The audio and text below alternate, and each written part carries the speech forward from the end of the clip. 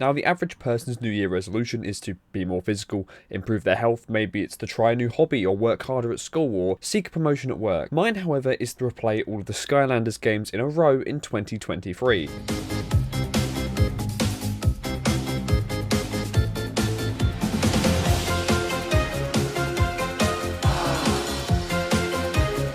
So I grabbed my Xbox 360 that sounds unwell when I plug it in, and bought way too many Leeds controllers and Skylanders, and then called up my friends to see what they thought of my idea. Question. So, okay, right, this is purely because you're a very close friend of mine and not because no one else would pick up. But what was what was the best game of, late 2000s? Oh, no, Skylanders. Thank you. Oh my god. Due to my friend's enthusiasm, I've spent the last month finding, buying and collecting all of the Skylanders titles for this very video, and also for the biggest nostalgia trip I'll ever experience, unless my parents get back together, I guess. And to relive the original experience, I'll be playing all the titles on Xbox 360 for that authentic feeling. I also wanted to see how quickly I could do this, and to truly immerse myself in the Skylanders experience, I'll be trying to do this in a week. And just for the record, that's around 60 hours of gameplay. Before owning a Tesla, the biggest flex you could make was your Skylanders collection, because the new generation of gaming was here in 2011. Toys to Life was a concept that kind of fizzled in and out of reality, whether that be the use of cards, codes, or more commonly found nowadays with statues and figures. Did somebody say statues and figures? No, right, okay, yes, but stop, we'll get to you later. Oh. This allows you to use physical purchases to enhance your experience with the base game, allowing you to add more to the experience, that usually being new items, characters, abilities, and even maps and levels. Toys to Life basically made DLC a tangible reality, and although I know some people criticise this way of monetization, I argue it is pretty unique, as you gained a keepsake on top of that in-game experience you would typically get from just buying a digital DLC. With that being said, the concept of Toys to Life bloomed, with Skylanders' first appearance being Spyros' adventure, which gave the new IP a sense of familiarity to those who already had an interest in Spyro's previous games, and the transition worked quite well, unlike their future cameos in the fourth title Swap Force. That was certainly interesting, but we'll talk about that more later. However, Spyro's adventure managed to make 500 million by the end of the year in 2012, which is what Minecraft makes annually and what Catman Joe makes in an hour. And although Toys to Life wasn't invented by Toys for Bob, that goes to one of my personal favourite arcade machines released back in 2007, it certainly was the title that brought it to the mainstream masses.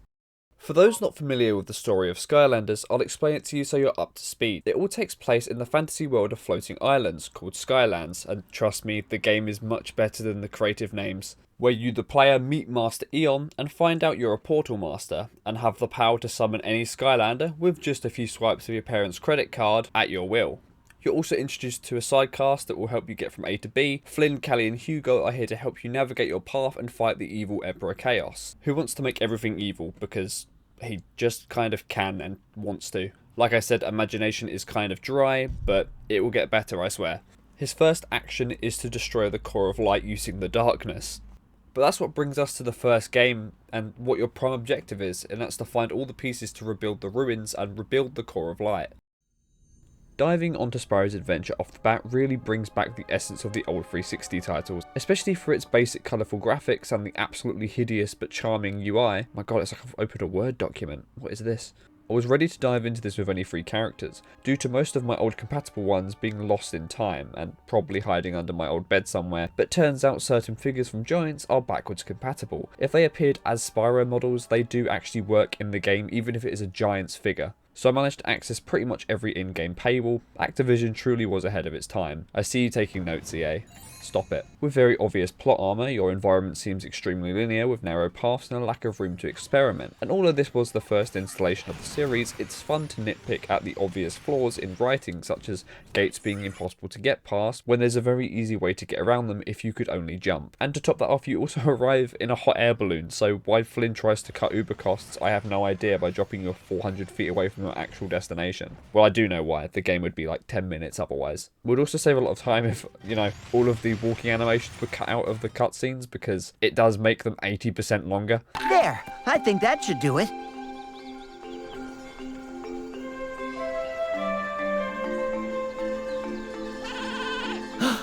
There it is, the twin let me back up a step. A lot of these rougher edges don't take away from the experience, however, but it's something that's very noticeable, which I think is fun to look back on, especially since modern games have come so far in terms of animation and writing. Like seriously, this man has like 2 animations and he's repeated them about 4 times in this same conversation. While the next few games in the series will progressively look nicer as software gets more powerful, the 30p textures almost complements the simplistic manner of gameplay. It's a perfect cliche, fighting hordes of creatures, collecting foods and treasures, opening chests and smashing pots, and also fighting the odd boss here and there. It's nothing special, but the format works so well. Now, I'm not going to say it's glitch free, I've had a fair amount of bugs and crashes, but due to the game's save system, I never really lost any real progress. And I can't actually comment on these issues because I don't know if this is due to the game being so old, and it might even just be my Xbox 360 trying not to have a heart attack because it's so shocked that it's out of retirement.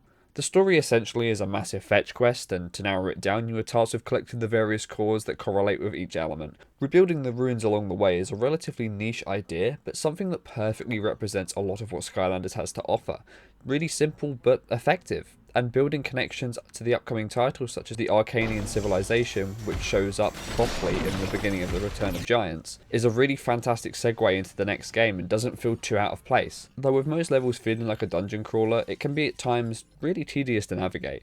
Sometimes routes can be either too obvious or you're not shown where to go at all, which usually is my own fault for not paying full attention to certain dialogue, which also, for some reason, isn't always replayable. But if I had to mention my favourite thing about the introduction of the series, it would have to be the level design on the later maps. Cosmetically at least, they are just awesome to fight through and experience the variety of enemies and scenery, but also although it only happened for a few levels, the mining mechanic was pretty rough, but I'm glad Activision actually was experimenting with ideas as they went along and didn't make it all the same gameplay loop. Most of the game's previous mechanics were more about pushing around stones and turtles or moving cannons or bombs. All really cool ideas, but were never really expanded on. The lock minigame certainly can be a fun challenge, and when playing it, my wife said she certainly didn't enjoy it as much as I did. And nearing the final arena, there are some irritating areas where you can almost be insta-killed or volleyballed into taking too much unsustainable damage. But the overall end fight was actually really enjoyable, and I couldn't remember it at all as a kid, but coming back to it was really fun. It used up a lot of the built-up mechanics we learnt along the way, and more to create a high-octane fight. In doing so, I'd nearly lost completely, but managed to find a cheese tactic which allowed me to farm heals off the close call dodging mechanic. Essentially, this heals 11 health every time you get a near miss near a hostile projectile, another mechanic I hope gets expanded upon. Also, by the way, Chaos and Moxie have the same voice actor. But you, Glumshanks, you can stop them. Me? See, things are very bad for us right now.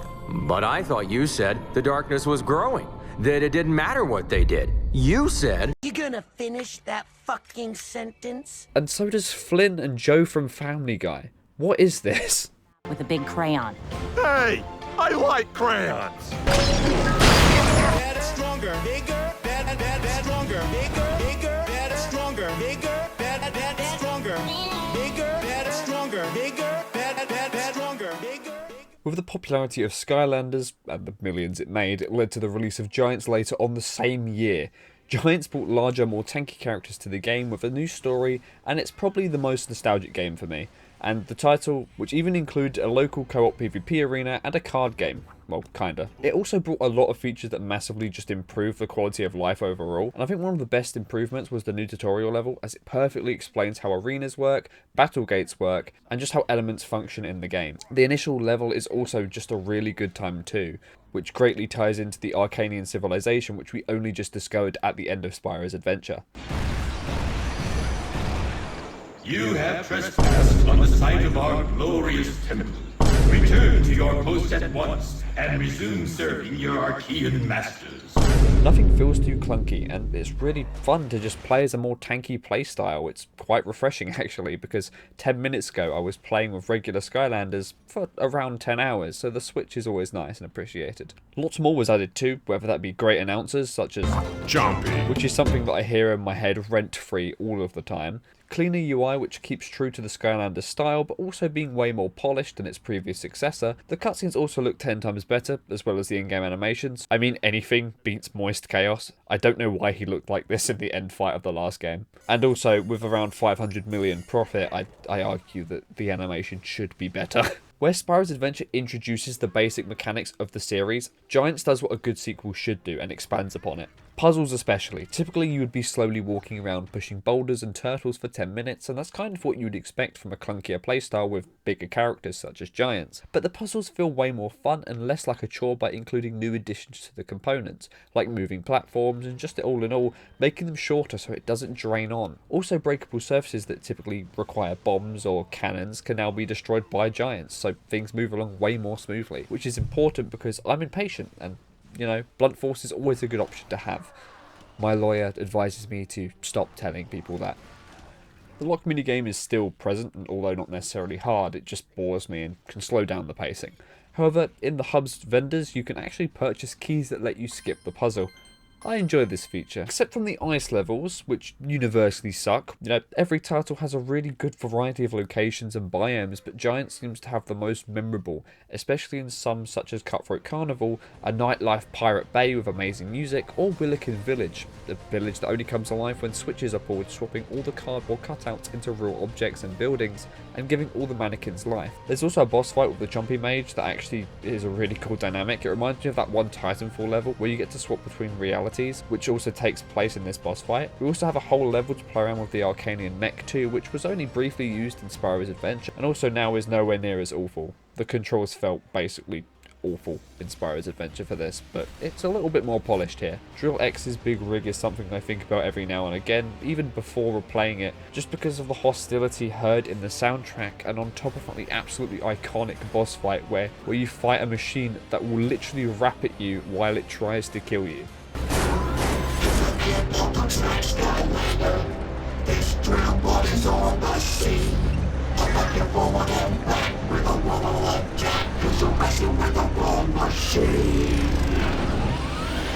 Invisible Trolls aside, I think till this day, Giants is my favourite title from the series, and it absolutely improved upon its previous work in Spyros Adventure. Well, we're just under halfway there, so I guess we should throw in Swap Force. It is only starting to just hit me how much Skylanders that I'm actually going to be playing and have played so far.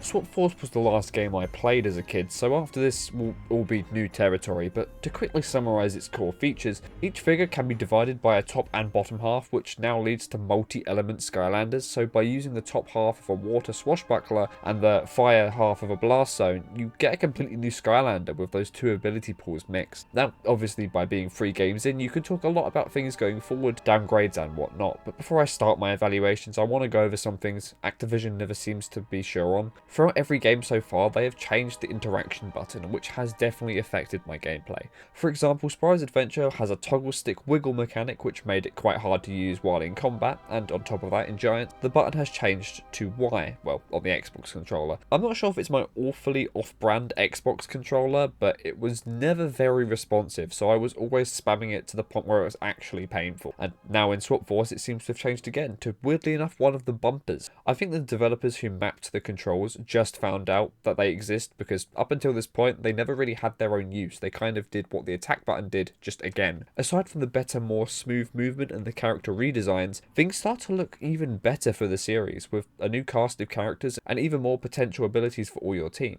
The experimentation only goes further too, with Swap Force specific zones, even more minigames, and even surfing segments that feel straight out of a Sonic title. With this being the first game in the franchise to come out on next-gen consoles, I feel as if they felt a need to modernise the formula by adding common mechanics like, get this guys, jumping.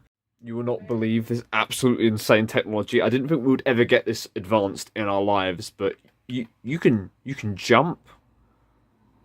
You can jump in a Skylanders game.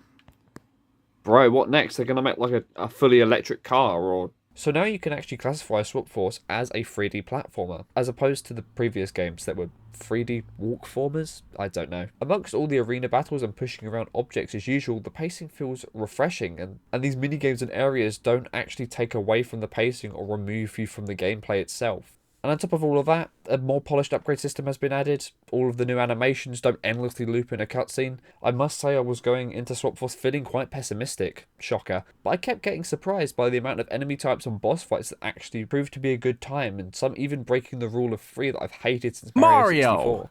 Really? Again? What's your problem? You're the one that started mentioning Nintendo. I literally just referenced Mario 64. Yeah, exactly. Anyways, you want to hear about more plastic? Fine, seeing as I've edited this for the past 4 days, I really can't be asked to argue with you right now, so do your thing. Great! So basically Nintendo and Activision had a deal to create 2 Nintendo platform exclusive figures for Skylanders Supercharge. That's the last game this dude is covering. Right, okay, spoilers, come on. This included Hammer Slam Bowser and Turbocharged Donkey Kong. Later on, it was found out a contract was actually turned down by Nintendo for an exclusivity deal. This would have made the Skylanders IP only available on the Wii, and from there, the newer consoles such as the Nintendo Switch would hold the IP. Now, I know a lot of people would be surprised at this news, but I think Nintendo was smart here. They knew that Skylanders' only draw was it was Toys to Life and it was a fad that would go away in a few years. Toys to Bob was so oblivious to this that their CEO at the time even called Nintendo stupid for rejecting the deal. But I don't think the sales of the next few Skylanders games were able to back up his claim.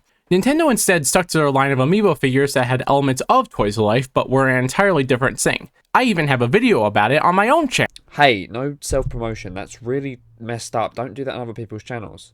By the way, I have a Twitter you should follow. Some use various assets in the world, like a crossbow, and others bring back the use of bombs, but this time it's to do damage to the target and not a wall or a door. Although not really used much, the mining idea that I was so happy about in Giants has been used slightly here in the form of a digging minigame, something that added so much life and value to this level, but it wasn't really giving anything to the overall experience and game. The innovation is there though, and I'm glad they kept it in, instead of scrapping it completely. Also, considering this is now 10 years old and runs this well, it honestly amazes me. I imagine even showing my younger siblings this would be a great idea too, because seeing as they've grown up with much better hardware than I did, I suspect that it would still be a fascinating concept to see how they react to Toys to Life, and you know, it was a thing of the past, unfortunately for them, and just way before their time. The way Swap Force feels is much better than its successors. Is it my favourite game? No. But, however, it's a clean representation of the series with lots to offer, and cleans up the main problem that I had with the previous two. They were slow, and had a lot of rougher edges, whereas Swap Force really makes you feel like you're always progressing. Now, of course, this is a completely different console era, and it's a big step forward in terms of how it feels to play. Good evening, and welcome. Good morning, everyone. Our next generation platform, PlayStation 4. Introducing Xbox One. Oh, that's right. Special volcano boom. But I still think it's a really noticeable change that feels good when you're playing it. I'm also not saying it's fantastically mobile, it's really not. The jumping certainly added a lot, but speed has always felt slightly underwhelming. If a form of sprinting or running was added, I think the certain areas that are quite vast would feel less like a chore and more full of adventure. But mainly I was pleasantly surprised by the amount of fun I had replaying this, and although I had no memory of most of the game, I had a lot of, oh yeah, I remember this moments, which was absolutely great, and I just had a really good time playing it.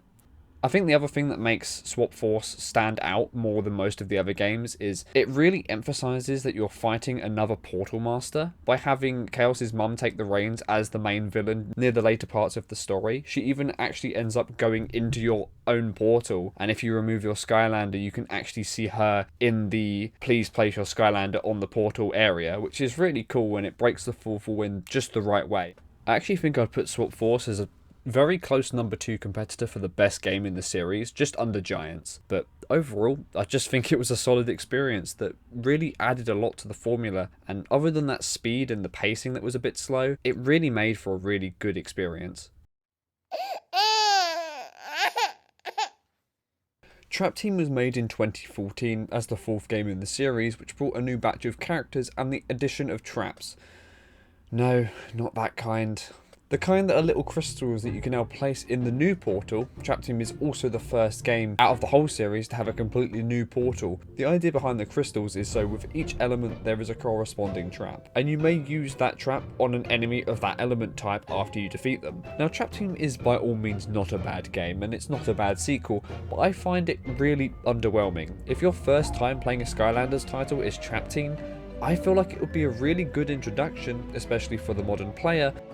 However, for someone revisiting the series, or if you're as mentally unwell as me and start playing through all of them at the same time, it feels like not a lot was really added. The trap feature is certainly unique, but I never found myself actually being in a situation that required me to play villains. Sure, there were areas that made villains more powerful, and by that it just means that they did more damage every game up until now with the different elements. Maybe it's because I didn't really care about the side quests, to which there was a lot of in this game, but from the few that I did play, like the Angry Birds sheep game, it didn't feel that fun. It was kind of a cool gimmick and a bit of an awesome nod towards Angry Birds as a series, but at the same time it's not something that really was that captivating, and after I've played it once there was not really much more I wanted to do. And that's not even going off the fact that I can't even capture all of the enemies to play all of the side quests anyway, because I only had a grass and water trap that came with the actual initial starter kit, because I wasn't going to go out of my way to buy the crystals unless they were actually unique or worth it, in any way fun, and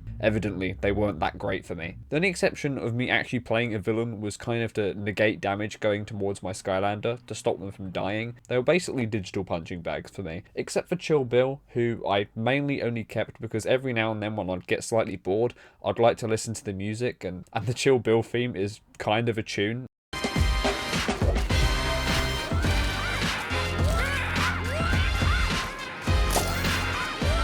The pros mainly come from seeing more of the cast, such as Callie being more prominent in certain parts of the game, as she usually seems to be in the background. Having Tessa and even Chaos join your side and interact with the storyline is a great feature.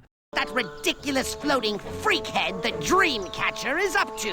What do you say, team? I made the playthrough, although underwhelming, quite enjoyable, especially since I never really cared enough about the villains for their defeat to really mean anything to me. Without Chaos being the main villain, they kind of just gave us random enemies, and when they were defeated 20 minutes later, it didn't really mean anything to me. But at the very least, their arenas was very cool. There were some really cool concepts, and as well as that, there's even a 2D Smash-like brawl concept, which was really cool. Kind of foreshadowing for Superchargers. I think the main thing that actually did make Trap Team appeal to many people when it first came out is the portal has a built-in speaker, and this allows the enemies that you've captured in the crystals to speak to you as a player in the real world, which was a cool concept, which I immediately turned off because it was getting annoying.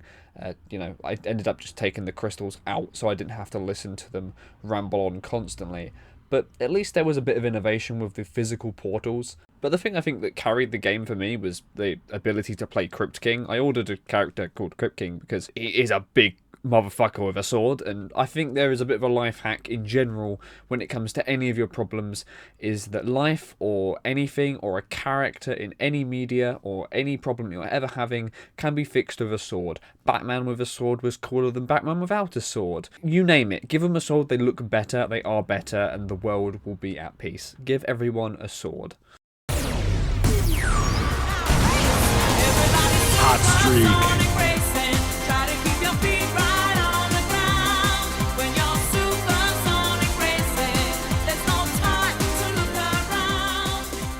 When I put in Superchargers, I thought I accidentally loaded up Supersonic Racing because before I knew it, my feet were off the ground. And I was driving up a dragon whilst listening to the finest Skylanders soundtrack since Giants, because holy hell was I not expecting to enjoy this as much as I did. Right, don't get me wrong, I'm not a cars guy. Well, I'm a cars guy. When it comes to vehicles, it's not exactly my thing. The most amount of experience I've ever had with car mechanics is with the Halo 4 Warthog, which I could control just as well as Activision's grip on Nintendo. It's like the developers just took everything Skylanders is and compressed it into 40% of the game, and the other 60% is, damn, I wish I had the rights to Mario Kart, and in their rage did not think to even work on the controls or camera angles. When speeding through the tracks, the vehicle sections are actually really good, but as soon as you enter combat in a car, it seems to be the most frustrating bumper cars session in all of Skylands. It's just horrible to maneuver. Luckily, the damage auto locks on the enemies, because for the love of God, I wouldn't be able to hit anything. Superchargers feels like Activision wanted to make so many changes to the initial game, but never fully polished any of them. From models getting stuck to janky car control and camera angles that leave the player 400 miles away from the camera. Seriously, I thought this was a cutscene, but this is just a camera angle in-game. However, the good bits kinda carry the experience. The problem I've had all series is how sluggish you feel when walking around the map, but now all characters feel much faster and way less clunky. This is the most polished gameplay has ever been, other than the car segments. Supercharger areas feel like a great fun rush, you know, minus the combat parts, but at least the music always seems to keep this cluster muck together. Now, I wanted to be open-minded because I knew every kart game is going to be compared to Mario Kart. And I also wanted to say how Superchargers is very different from Nintendo's Mario Kart, because not all games have to be a carbon copy, but it is literally the same game. The question mark blocks, the drifting, bouncing off mushrooms, they even have a revving mechanic to get a head start. I understand you have this collaboration with Nintendo. This is so far from what Skylanders is, and it's actually laughable. I mean, to be honest, I did enjoy the racing, but that is only because it is so close to Mario Kart that it feels like I'm playing Mario Kart. But I only really touched the racing segment once, and also if I needed to progress the story, I would actually be doing that as well. However, I can't show you any of that footage because it all got corrupted, and luckily, to stop all of my footage getting corrupted from every game that I recorded, I had to sacrifice half of the footage for Superchargers. So here is my explanation of what happened. So I've been playing Superchargers. It's, you know what, it's very okay. It's a good game. It looks nice for a Skylanders game. There were a lot of problems with it, but there's a lot of cool experimental features. But the main problem is that the reason that my game is now crashed is because of that thing. Well, mainly the Elgato, which is tucked behind the desk over there. If you don't know what that is, it's a capture card. It allows you to record things.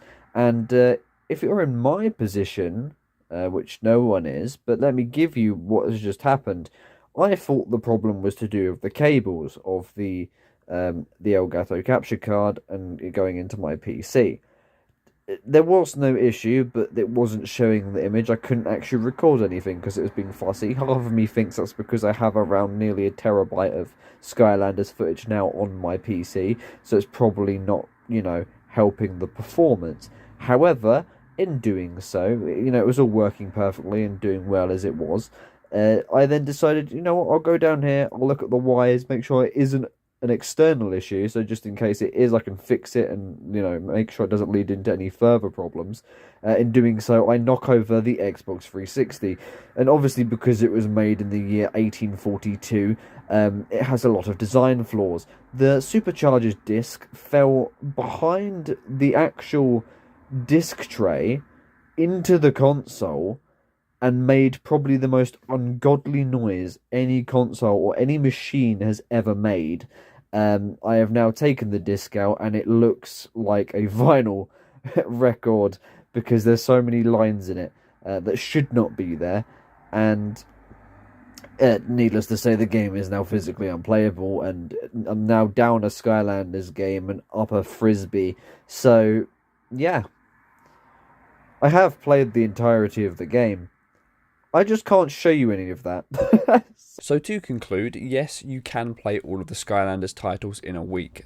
Yes, before someone says it, yes, I know Skylanders Imaginators is a thing. I wanted to get this video out and it not take me another 10 hours. That would have been 70 hours in a week. But I already know that that would already have been possible. And I also plan on maybe in the future going to Imaginators to having its own separate video, as it had a really bad reputation and I wanted to see if it really is as bad as I thought it was. And also so I could actually get some sleep and stop editing this video, because it has taken me over 2 weeks now. But overall, seeing Skylanders as a franchise be as good as it is even in the modern age is fantastic. Seeing the development from Spyros Adventure all the way to Superchargers is a fantastic transition, and honestly has been a really good fun time for me. The nostalgia it brought was amazing, and just seeing all the new characters that I didn't experience as a kid was a fantastic change up. I just found it amazing to re-experience all these titles again, and obviously the ones that I haven't played before, just because I wanted to see what happened to the franchise after I stopped playing it. You know, after Swap Force I kind of dropped it, not by choice, but because I was just onto other things, and 13-year-old me thought Modern Warfare 2 looked much better than furry Mario Kart. But here I am at 19 sitting here playing all the games, and it was a blast, and I'd love to do something like this again. You ready to shove off, you big what's it? Stupid, deceitful trees! I hate them! I hate them! Even the evil ones! You making a ruckus up here, loud enough to wake the undead. Little afterlife humor there. Well, tough room. And you think I'm dead? Initiating Getting Angry sequence. Just cold and lonely out here. I used to live inside a giant robot. You might even say I was the giant robot. But I was abandoned. Looks like something triggered the automated defense systems here. Don't let these guys shoot us. Shoot them instead. Greetings!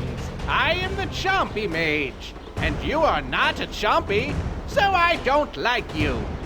What did you do, Skylander? You just want the final ground. I can't keep the beat on and our systems are all shutting down. Well, sure, no problem. And when you think you're ready to put the stud in study, you know right where I'll be. Now you're trapped, Sky Blunderer, and neither Eon nor any of your idiot friends can save you now. Why don't you pick on someone your own size? According to my calculations, he is technically larger than us. Right. Now, important question. What do you know about enchiladas? My grandpappy, lots of gillies say I'm a lot like him, But I don't know, he was the sort of feller who never knew when to keep quiet. That's one problem I never had. No, sir, I swear on the magic of the volcano, I'm a feller who knows when to keep his yap from flapping. Yes, sirree, that's me, the strong and silent type. Nobody ever has to tell me to put a fish hook in it. I know when I'm done talking. When I'm done talking, I'm done. I ain't saying one more word. In fact, that's now. I'm done talking. Not one more word. I'm done. I said what I had to say, and I'm finished now. He told me you will lose, and he hates you. Despite what happened earlier, I'm still the lookout, and sharks don't have eyelids. I have eyelids. If I didn't have them, then how could I do this? I don't see your point. In her trance.